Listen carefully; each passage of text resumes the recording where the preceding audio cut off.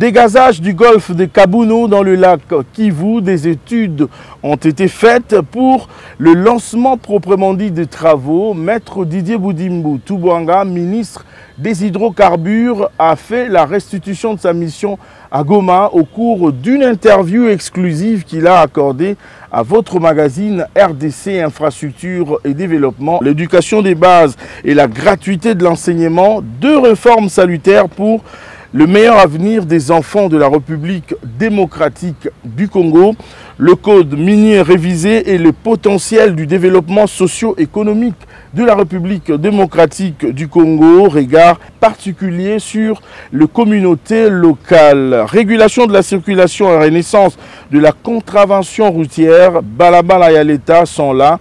Le grand point souligné pour booster le développement par Jean-Pierre Kiwakana Kimayala. Il a dit lors de la clôture de la session au Conseil économique et social. Enfin, les travaux de lutte anti-érosive à Mbujimaï.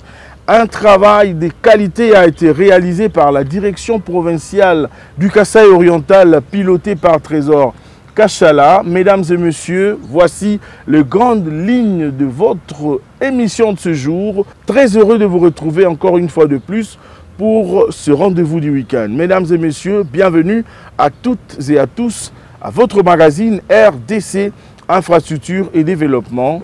Tout de suite, le décryptage de ces grandes lignes que je venais de vous présenter tantôt. Début d'études de faisabilité avant le lancement de travaux du dégazage du golfe de Kabuno dans le lac Kivu. Mesdames et messieurs, je vous convie à suivre cette interview exclusive que le ministre des Hydrocarbures, Didier Boudimbu Toubouanga, nous a accordée. Suivez. Merci beaucoup, Maître Didier Boudimbu Toubouanga, de nous recevoir chez vous. Je rappelle à nos téléspectateurs que nous sommes ici dans votre cabinet. Nous sommes venus pour en savoir plus par rapport à ces dossiers du dégazage. Le chef de l'État avait accordé, il vous a donné l'autorisation de descendre sur place. Vous revenez fraîchement de Goma. Est-ce que nous pouvons savoir d'entrée de jeu à quand est-ce que vous allez lancer ces travaux? Parce que vous avez déjà mené les études, vous étiez sur place. Tout à fait, les études avaient commencé bien avant, oui. Ça date de plus d'une année. Quand on était dans le gouvernement Ilukamba, le professeur Michel, parce que c'est lui qui a dégazé le lac au niveau du Cameroun, le lac qui avait causé 1700 victimes. Il avait commencé avec un essai pilote, donc nous sommes allés sur place, plus pour voir ce qu'il a eu à faire et comment ça se comportait. Et nous avons vu que l'essai pilote, le mécanisme qu'il a eu à mettre en place, nous avons vu que ça fonctionne très bien et on est confiant qu'il est en mesure de réellement dégazer le golfe de Kabuno. Mais il n'y a pas de date précise pour le début? C'est incessant, ça se fait incessamment parce que le chef du gouvernement, son Excellence le Premier ministre Sama, a donné l'ordre qu'on puisse décaisser rapidement. J'étais en contact avec le BSECO aujourd'hui. Et ils sont en relais, oui, BSECO, oui. Ils sont en relais avec le ministère. Parce que le financement passe par eux, il ne passe pas par le ministère. Nous, l'argent. Il transite par le bureau central des coordinations. Voilà. Donc, il transite par le BSECO. J'étais en contact avec le directeur aujourd'hui, qui est en contact avec le ministère des Finances. Donc, le décaissement peut intervenir demain ou en début de semaine prochaine. Parce que le plus important, c'est qu'une fois que le décaissement sera effectif, le matériel va arriver. Et l'opération de dégazage pourra commencer. Et vous pensez qu'une fois que le financement est prêt, ces travaux vont vous prendre combien de temps? Est-ce que vous avez déjà des estimations? On a des estimations. On peut aller jusqu'à 10, 11, même 13 mois. On peut aller jusqu'à ça. Mais le plus important, c'est de commencer. Déjà, le lac Kivu, en général, c'est 300 km3 de dioxyde de carbone, donc de CO2, et c'est 60 km3 de gaz méthane. Et tout ça est concentré au niveau de la ville de Goma, ce gaz dioxyde de carbone, est à plus de 150 mètres en dessous de l'eau. Donc ce qui a fait que malgré l'éruption du Nyiragongo, même si le lave entrait dans le lac vers Goma, il n'allait pas avoir de dégâts. Parce que le temps que les laves descendent jusqu'en bas, il n'y aurait pas d'explosion. Mais par contre, au niveau du golfe de Kabuno, le gaz carbonique, il est à moins de 20 mètres de la surface.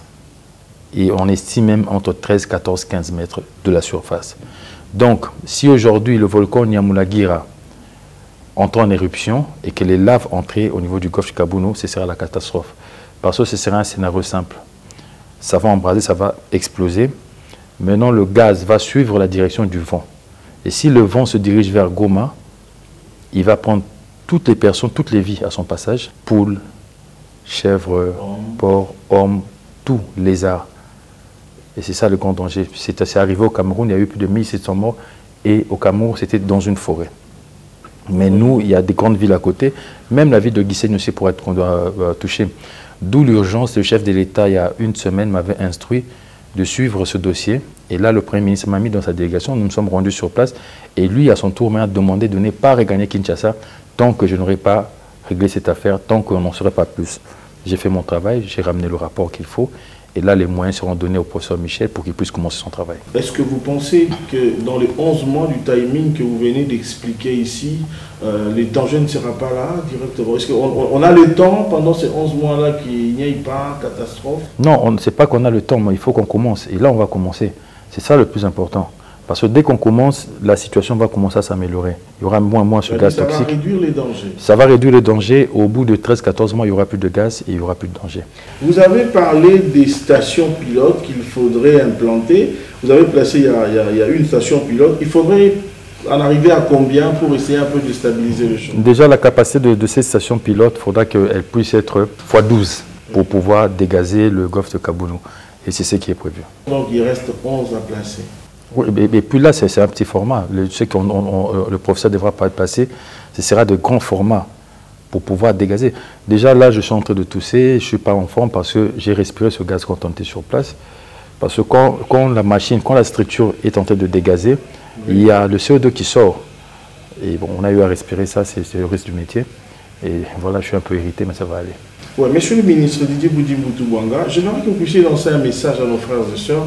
Aujourd'hui, la situation est un peu grave sur ce point de la République démocratique du Congo. Est-ce que vous avez un message de compassion et message en tant qu'autorité de tutelle des hydrocarbures pour rassurer que le gouvernement de la République met le moyen? Je sens le souci du président de la République à travers vous, en face de moi. J'aimerais que vous puissiez lancer un message à cette population qui est en train de nous suivre en ce moment. Le message est simple. Ils font partie de la population congolaise et je pense que le gouvernement a eu à le montrer parce que dès que ce drame est arrivé, le chef du gouvernement a dépêché une dizaine de ministres qui étaient allés sur place pour constater. Et là, nous venons encore d'y aller avec lui. Et le chef de l'État va s'y rendre peut-être d'ici 48 heures à nouveau. Et nous avons tout mis en marche pour pouvoir apporter provision, tout ce qui est apport en termes de nourriture. Nous avons tout mis en marche pour qu'il puisse y avoir des médicaments. Il y avait un problème d'eau. L'eau a été rétablie. Donc, le peuple de Goma sait que le gouvernement est avec eux. Nous sommes Congolais, nous sommes tous de Goma, nous sommes tous des Républiques démocratiques du Congo, donc nous sommes réellement ensemble. Ça, c'est le grand message que je peux lancer. Le deuxième grand message, parce qu'il y a beaucoup d'inquiétudes, beaucoup de gens pensent que dégazer, c'est exploiter le gaz d'une façon énergétique. Non, dégazer, c'est enlever tout ce qui est CO2, tout ce qui est dioxyde de carbone. Mais exploiter pour transformer en énergie, nous sommes en train d'y travailler.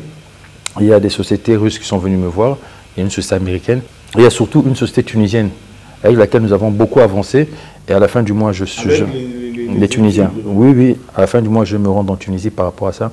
D'ici la fin de l'année, on pourra aussi exploiter le gaz méthane pour le transformer en énergie. Comment faire pour éviter les risques en cas de nouvelle explosion? Il y a possibilité peut-être de faire quelque chose. Nous devons juste dégazer. En attendant que les travaux puissent se terminer. Personne ne pourra arrêter une lave qui est en train de rouler. Donc nous devons commencer le dégazage et c'est ce que le gouvernement a mis en place et nous allons le commencer. Et Dieu voulant, il n'y aura pas de drame d'ici là et on va finir le dégazage à temps.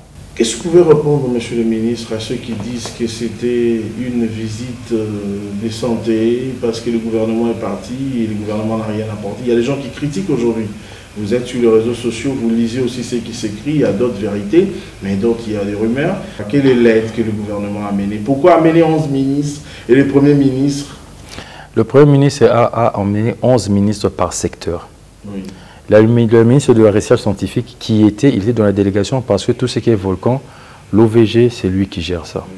Le ministre de la Santé était là parce qu'il y avait déjà une pandémie par rapport à, si je ne me trompe pas, choléra, qui y avait un début. Donc il est là et il y a des sinistrés. Donc il fallait voir leur état de santé. Donc il est venu pour constater sur place et donner la direction qu'il faut. Le ministre des Affaires humanitaires est venu là parce qu'il fallait aider les gens. Oui. Moi, je suis venu là, étant que ministre des hydrocarbures, le premier m'a emmené avec lui, parce qu'il faut dégazer. Mais en termes d'aide, monsieur le ministre, aujourd'hui, le problème qui se pose, on parle par exemple de la première dame, que je salue, en passant, qui a amené beaucoup de l'aide là-bas, mais l'aide du gouvernement ne se fait pas sentir. Alors les gens se posent la question, pourquoi? C'est vrai, on a amené ministre par secteur, vous avez une mission bien précise. Quelle est l'aide aujourd'hui du gouvernement? On voit plus de particuliers. Non, il ne faut pas dire ça. Le gouvernement a beaucoup fait. En arrivant, le gouvernement a apporté énormément.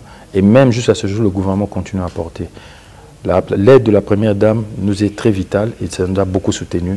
Et à part, je pense qu'il y a aussi un président africain qui nous a quand même aidé. Mais le chef de l'État lui-même, au niveau de la présidence, il a envoyé 4 avions cargo avec des vivres et des médicaments. Et le gouvernement a fait la même chose. Donc je pense que quand il y a un drame et qu'on est en train de trouver des solutions, pourquoi chercher à essayer de rendre petit l'action du gouvernement? C'est quoi l'intérêt? Nous sommes Congolais, nous voulons avancer, nous voulons que les choses aillent de l'avant. Aujourd'hui, nous avons un gouvernement qui est déterminé à faire marcher les choses. Pourquoi lui chercher toujours des poux, chercher la petite bête? Non, ils n'ont pas bien fait ça. Pourquoi autant des ministres? Mais je peux vous dire le rôle de chaque ministre quand on est parti. Chaque ministre avait un rôle bien précis. Qui a eu la contradiction. Cela vous permet aussi peut-être de faire mieux. Oui, mais quand il y a drame, quand il y a des gens qui sont traumatisés, comme ceux qui ont vécu le volcan, quand il y a des ministres, même par exemple le ministre de la Santé, il était là quand ça tremblait, quand les bâtiments bougeaient. Comment ce sont des gens? Nous sommes partis, moi j'ai respiré ce gaz au niveau du golfe du Kaboul.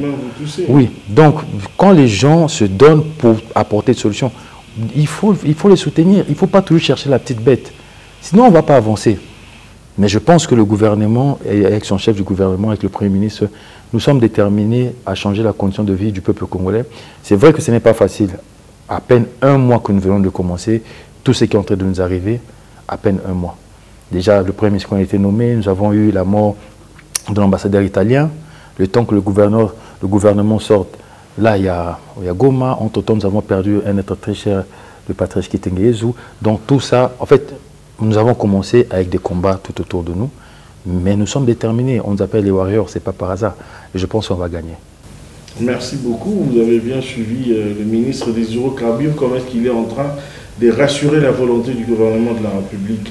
Monsieur le ministre, avant d'aller à Goma, vous avez effectué une tournée d'itinérance dans le Congo profond. Vous étiez dans l'espace Grand Katanga et même dans l'espace Grand Kassai. Si on voulait avoir vraiment les objectifs qu'ils ont menés à parcourir ces deux parties de la République démocratique du Congo.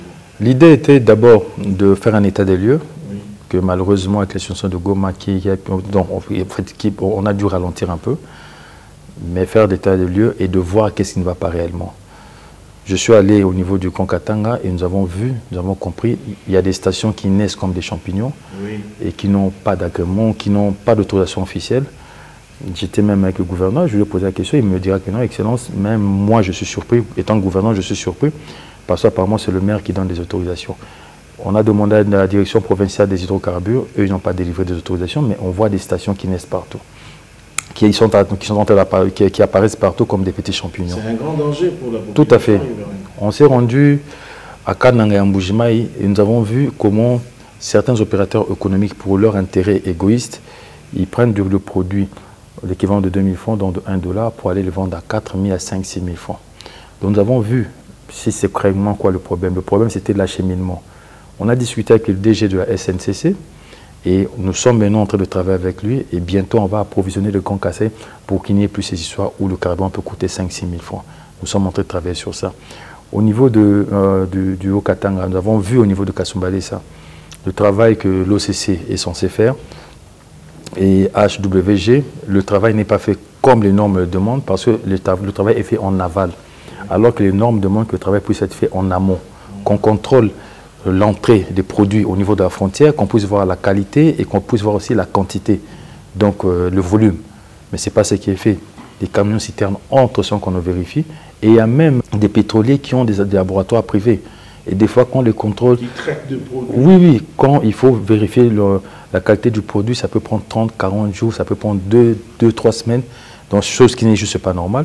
Et nous sommes rentrés à Kinshasa, j'ai parlé avec mon collègue de l'économie. Je prépare aussi une note que je vais envoyer à mon collègue du commerce extérieur pour pouvoir régler cette histoire, parce que quand l'OCC perçoit 11 $ par mètre cube et qu'il ne fait pas le travail par rapport à ça, ça pose problème. Donc on va leur demander, que ce soit à l'OCC ou à HWG, de pouvoir mettre les choses en ordre. On va donner un délai et on va encore y aller. Et si on voit qu'il n'y a toujours pas ça, on prendra les mesures qu'il faut.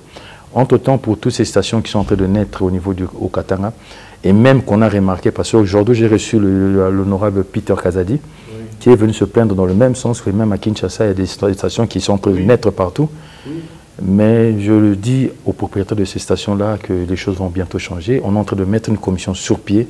On va lancer des contrôles avec une rigueur, parce qu'on ne peut pas mettre la vie des Congolais en danger. On va vérifier tout ce qu'ils ont comme documents, tout ce qu'ils ont comme permis, pour qu'il y ait ces stations à tous les 100 mètres ou 50 mètres. Et les stations qui ne seront pas viables, je pense qu'on va les fermer. Bon, Excellence, je disais que même s'il y a des stations qui ont des autorisations, qui ont des documents complets, il y a des stations qu'il faut peut-être supprimer. Je donne l'exemple, ça coïncide parce que je suis en face de vous, autorité de tutelle de ces secteurs. Vous voyez à la station, presque à Tipka, Ndolo, au coin là, c'est vers Funa là, il y a une station, juste à 2 mètres de la piste de Ndolo. Imaginez-vous un peu les dégâts que cela peut causer. Même si, aujourd'hui, ils ont tous les documents possibles. Et moi, je pense, à mon humble avis, qu'il faudrait qu'on choisisse aussi des endroits. On va faire un travail sérieux sur le terrain. Et ceux qui ne seront pas en ordre ne pourront plus fonctionner. Ceux qui vont mettre les Congolais en danger ne pourront plus fonctionner. Parce que le travail qu'on va faire au niveau de Kinshasa, on le fera avec la ville de Kinshasa, oui, avec le gouverneur de la ville, avec l'Assemblée provinciale de Kinshasa. Au niveau du Haut-Katanga, on fait avec le gouverneur du Haut-Katanga et l'Assemblée provinciale du Haut-Katanga. On va réguler tout ça. Je pense qu'il faut qu'il y ait beaucoup de stations à Kananga ou à Mbujimaï, où il n'y en a pas beaucoup. Quand vous prenez la nationale 2 pour aller jusqu'à Matadi, il n'y a pas beaucoup de stations. Je pense qu'il y a lieu de voir, même avec le gouverneur, de mettre sur cette voie-là des stations dans toutes ces villes qui sont à l'intérieur, au lieu de venir, en fait, faire exploser la ville de Kinshasa ou de Lubumbashi. On ne va pas accepter ça. Il y aura un travail sérieux qui se prépare, qui va être fait, et je pense que vous allez voir ce qu'on va faire sur le terrain. Je constatais à Mbujimaï comme à Kananga, à Kinshasa, au Katanga, le prix du litre d'essence à la pompe n'est pas le même. Est-ce que c'est possible, avec l'avènement du pouvoir du Félix Tshisekedi, le peuple d'abord, qui est son plus grand souci, est-ce que c'est possible de maintenir le même prix? C'est ça que j'ai dit au début, c'est le travail que nous sommes en train de faire. Le problème, c'est l'approvisionnement. Parce que le Grand Kasaï a 2 voies d'approvisionnement. La voie ouest, ça passe par Ilebo, Moneditu, donc ici ça quitte par bateau, Moneditu, et puis ça arrive vers Mbujimaï et Kananga. La voie sud, c'est à partir de Lubumbashi, la SNCC, c'est par le chemin de fer que ça doit arriver à Kananga et Mbujimaï.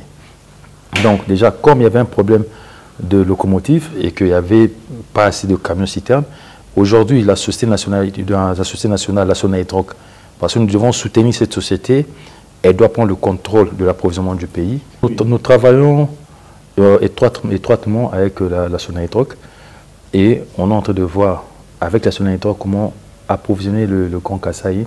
Et nous sommes en train de réfléchir, d'où je suis en train de faire un déplacement pour le Kenya, comment mettre un système de pipeline national. Que les pipelines puissent quitter de l'ouest au sud, à l'est, à travers le pays. Ça va déjà protéger la population parce que les produits vont transiter par le pipeline au lieu d'avoir des camions citernes à tout bout de champ. Vous avez pensé aussi à la sécurité parce qu'il y a Petro Congo, à Massina, ici à Kinshasa déjà, les pipelines de la CEP Congo, il y avait des dégâts, hein, tardivement la nuit, les gens qui s'approvisionnaient comme ça d'une manière frauduleuse. Nous sommes en train de travailler sur ça. C'est vrai que ce n'est pas que le Congo, ça arrive dans beaucoup de pays du monde, mais je suis déterminé, avant de finir mon mandat, qu'on puisse doter le pays d'un pipeline national. Nous sommes à la 3e vague. Votre collègue de la santé a annoncé la 3e vague et vous savez qu'ici à Kinshasa, il y a beaucoup de gens qui sont sceptiques. J'aimerais que vous puissiez lancer un message en français, en lingala, aux personnes qui croient en vous, Didier Boudimbou. Vous êtes président de la Dynamique Fachi Président, autorité morale d'un parti politique qui est en train de prendre de plus en plus du volume à travers le pays. J'aimerais que vous puissiez lancer un message en français, en lingala. En français, je dirais... Il ne faut pas qu'on se leurre, il ne faut pas qu'on se trompe. Cette maladie existe. La 3e vague est réelle. Et surtout avec la variante indienne et tout ça, sud-africaine, elle est réelle. Et il y a des morts à cause de ça. Il ne faut pas prendre ça pour de la blague. En lingala, je dirais, bandeko bokansate que batu bakofanda gouvernement pour bakosa batu qui malade déjà alors qu'ils étaient malades déjà solo. Puis ils ont commis ma batu. Batu bazomona ngona pété pour nous toucher famille. Tout cas au gouvernement lobby, tout là dans la mesure on a pour te mi batela. En 2 minutes, si quelqu'un nous prenait en cours de cette émission, Maître Didier Boudimbou Toubouanga, qu'est-ce qu'il peut retenir de votre passage dans notre magazine? C'est vrai que nous sommes chez vous, vous nous recevez dans votre cabinet. La première des choses, c'est que le gouvernement a pris les choses en main par rapport au dégazage du golfe de Kabounou et que la population du Nord Kivu peut faire confiance au gouvernement et que le dégazage va commencer très rapidement. Et la deuxième des choses que je pourrais dire, c'est que la petite tournée que je vais faire au Grand Katanga et au Grand Kasaï va porter des fruits parce que nous allons régler le problème de l'approvisionnement du Grand Kasaï. En gros, c'est ça. Merci beaucoup, Maître Didier Boudimbou Toubouanga. Je rappelle que notre invité est le ministre des hydrocarbures de la République démocratique du Congo. Merci beaucoup, Excellence, pour votre disponibilité.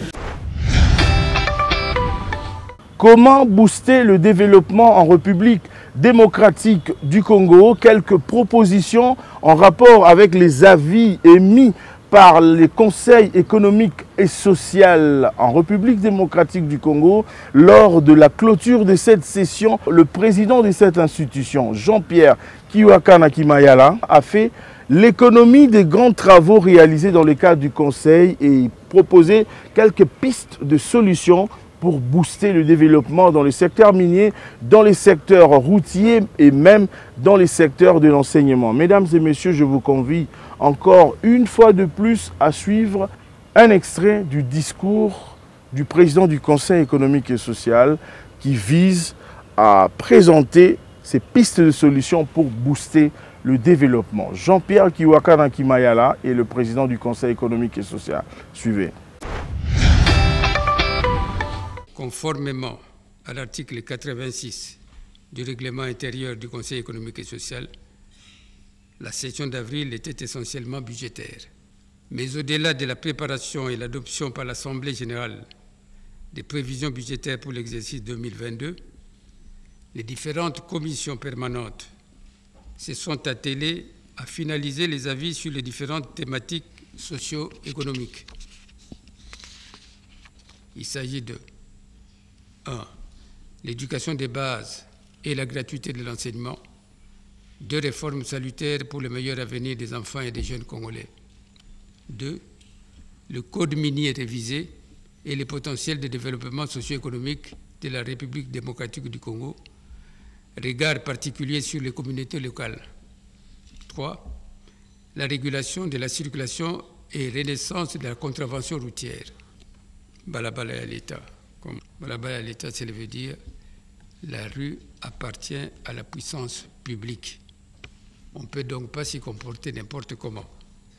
Durant la période de l'intercession, de juin à septembre, des orientations bien précises ont été formulées aux commissions permanentes pour formaliser les avis sur l'émergence de la classe moyenne congolaise, la gouvernance, l'impact de l'insécurité sur l'ensemble de notre économie, les stratégies en faveur de la promotion de l'actionnariat congolais, de l'industrie locale et la protection du petit commerce, la problématique des enfants en rupture familiale et sociale, le projet de redynamisation du service national.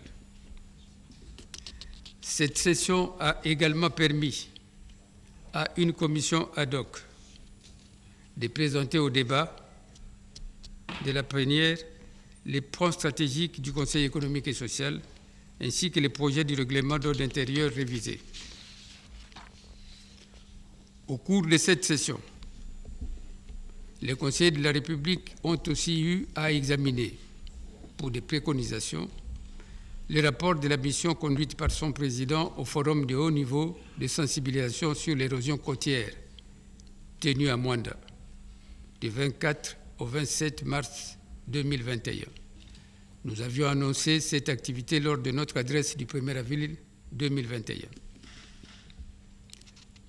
Quant au chapitre des séances académiques, elles étaient animées successivement par M. Albert Yuma, président national de la Fédération des entreprises du Congo, qui a disserté sur les enjeux du code minier révisé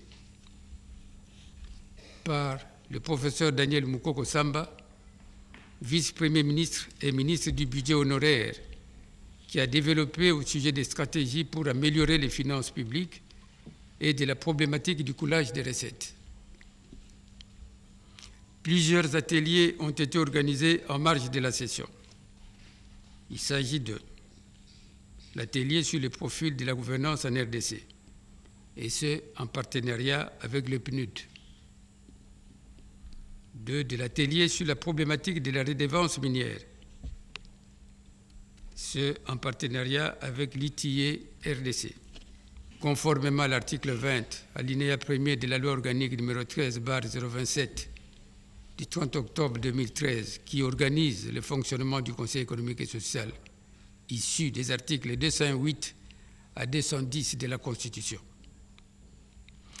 Riche en événements, les travaux de la session se sont déroulés dans un contexte sous pression des événements sociaux importants, dont notamment la mise en place effective du gouvernement, auquel nous renouvelons nos félicitations et encouragements.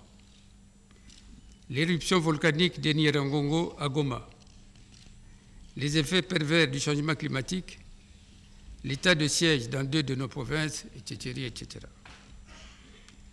À toutes et à tous, nous voulons rappeler que la responsabilité de l'État doit se situer au-dessus de toutes les autres considérations et que le respect des principes élémentaires sur le fonctionnement des institutions ne peut souffrir d'aucune ambiguïté car il y va de la dignité de l'État. L'exercice du pouvoir n'est pas récréatif, bien au contraire. Il est une servitude qui exige beaucoup de sacrifices dans son exercice quotidien, car le titre qui l'accompagne est un attribut de la République et donc mérite d'être porté avec dignité et responsabilité. Ce sont là des gages de la confiance accordée à l'État congolais, autant de la part de nos compatriotes que de celle de nos partenaires multiformes. Cette confiance est nécessaire pour booster notre économie et améliorer le social dans notre pays. Sachons tirer des leçons et nous préparer en conséquence. Je ne peux clore cette adresse sans vous adresser tous nos remerciements pour votre attention. Sur ce, il ne nous reste plus qu'à renouveler aussi mes félicitations au grand travail abattu par tous les collègues conseillers de la République, autant ceux de Kinshasa que tous ceux qui sont venus de l'intérieur, pour votre abnégation et pour votre assiduité afin d'arriver à trouver les meilleures solutions possibles qui pourraient aider nos gouvernants à mieux gérer l'espace commun qui est la République démocratique du Congo. Ainsi, je déclare clos les travaux de la session ordinaire d'avril 2021 du Conseil économique et social. Que Dieu vous bénisse. Les travaux de lutte anti-érosive ont été réalisés avec succès en Mbuji-Mayi. Nous sommes dans la province du Kasaï oriental. La direction provinciale de l'Office des voiries et drainage, pilotée par Trésor Kachala, a fait un travail salué par la population riveraine touchée par ces érosions. Mesdames et messieurs, je vous convie à suivre cet élément rétrospective qui présente les réalisations de lutte anti-érosive réalisées par la direction provinciale de l'Office des voiries et drainage du Kasaï oriental sous le leadership et la coordination de son directeur général, Victor Toumba-Chikela. Suivez.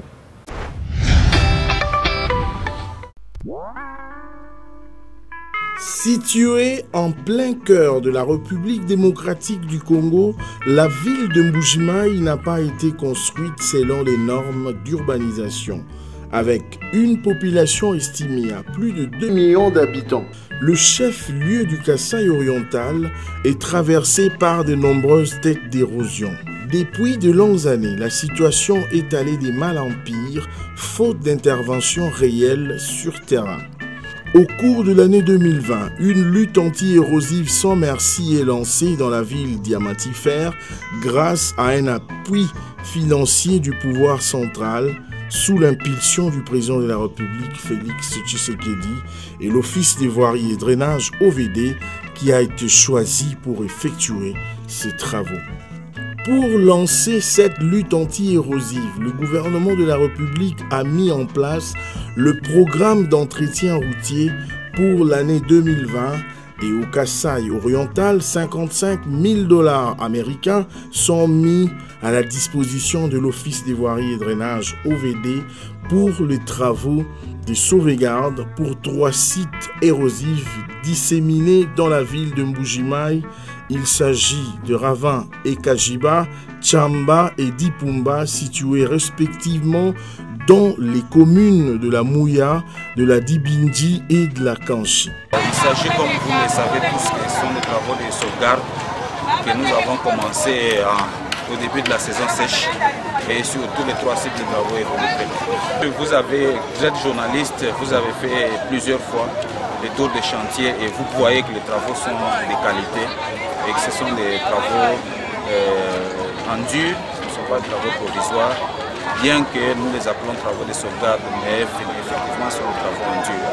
Et ces travaux sont de très bonne qualité. L'OVD sous financement de FONER venait de faire le premier pertuis de la traversée de Tchamba en dur. Et là nous sommes en train de voir la situation sur la première traversée que nous appelons Misesa. Cette traversée est aussi attaquée comme la première et nous entrevoyons dans quelle mesure nous pouvons intégrer ça dans les travaux d'intervention d'urgence qui sont prévus pour cette début de la saison. Les travaux qui seront faits ici, en principe, c'est la construction d'un radier, d'un fond en béton armé et la construction des parois en moellon, en lieu et place des sacs de moellons que nous appelons gabions que vous voyez, qui peuvent partir à tout moment. Initiative prévue pour 60 jours, ces 3 chantiers ont évolué à une vitesse de croisière, si bien qu'avant, l'échéance de travaux était presque finie.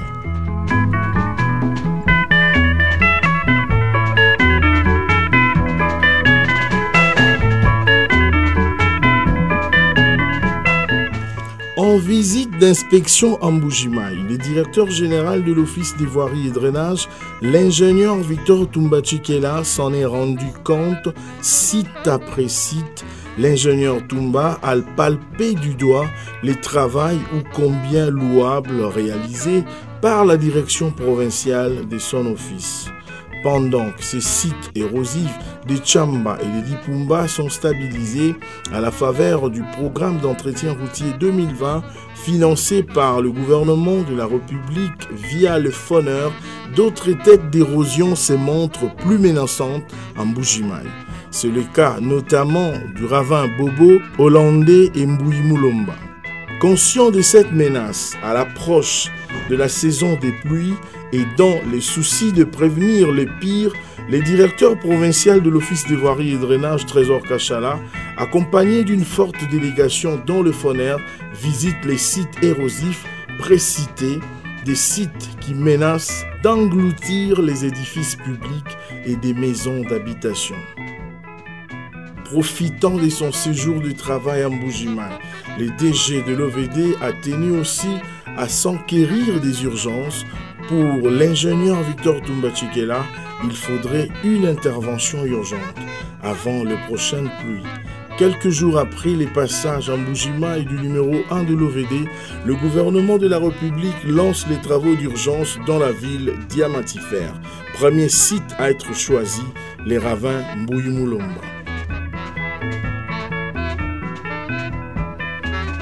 Ces travaux, attendus depuis des décennies, grâce à un plaidoyer soutenu du chef de l'exécutif provincial FONER, la directrice générale intérimaire a salué les ouvrages construits en Mbuji-Mayi par l'Office des voiries et drainage, le FONER décide de mettre la main à la poche. Objectif, étendre ces travaux d'urgence à quelques sites érosifs de la ville. Le gouvernement de la République s'emploie à doter la ville de Mbuji-Mayi d'une voirie digne d'une ville diamantifère. 25 km de routes devraient être construits dans cette partie du pays. Dans le cadre du projet Tshilé-Gelou lancé le 27 mars dernier, ce projet ambitieux est en train de prendre corps jour après jour. L'entreprise chinoise Crec 7 s'attelle déjà à la construction des travaux d'assainissement sur l'avenue Lusambo dans la commune de la Conchi, et c'est en attendant la mobilisation complète du matériel pour le démarrage des grands travaux. Pour s'assurer de l'avancement du projet présidentiel Tshilé-Gelou, le directeur général de l'Office des voiries et drainage, ingénieur Victor Toumba-Tchekela, a séjourné récemment en Mbuji-Mayi, occasion pour Victor Toumba de donner des orientations aussi bien à la partie chinoise qu'à la direction provinciale de son office. Objectif affiché par le patron de la voirie et drainage en RDC, permettre au projet Tshilé-Gelou de s'exécuter conformément aux souhaits du président de la République, Félix Tshisekedi, qui en est l'initiateur. J'ai félicité d'abord la direction provinciale parce que c'est plus de 4 fois que je passe à ce site, et chaque fois que je passe, il y a un changement important. C'est que c'est un travail qui est bien fait. Et la direction provinciale a bien étudié le bassin versant ainsi pour permettre à ce qu'on puisse drainer les eaux correctement. Nous sommes très contents parce que la plupart des maisons qui étaient là, si ce travail n'était pas fait, ces maisons allaient s'écrouler. Aujourd'hui, c'est une fierté pour l'OVD et plus particulièrement pour la direction provinciale du Kasaï oriental qui a bâti un grand travail. Ce n'est pas seulement à Bobo. Si vous allez à Tchamba, vous avez vu le travail qui a été fait à Mbouimoulomba, Hollandais, Jika.